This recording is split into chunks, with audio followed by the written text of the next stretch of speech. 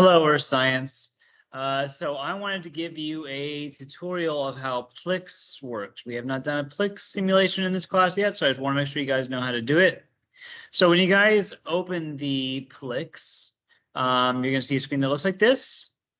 And there's two components. There's some instructions on the left, and here's the actual simulation on the right. So PLIX is a type of simulation through CK-12.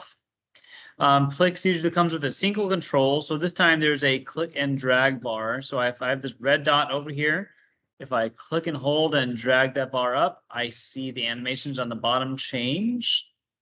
So today we're looking at atmospheric pressure, and we're going to learn about these words like density and pressure today.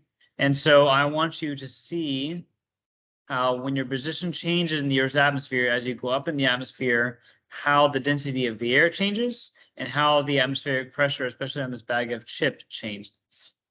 So the first goal is just to play around with the simulation, just play around and see what happens, satisfy your curiosity. And when you're ready, when you think you've read the instructions to understand what's going on in the simulation, you can click this challenge me button, and then you're going to have about 5 challenge questions to answer. It doesn't really matter if you get these questions right or wrong. It's just, I just want you to try your best and go through them. At the very end, it's going to ask you if you want to join a discussion board. Do not join the discussion board because that part is being phased out of the website. So all you need to do is click on done or finished or submit or turn in or whatever. Don't go to the discussion board. After you answer the 5th question or the 4th question, you can click the finish button or the turn in button or whatever button's there at the end.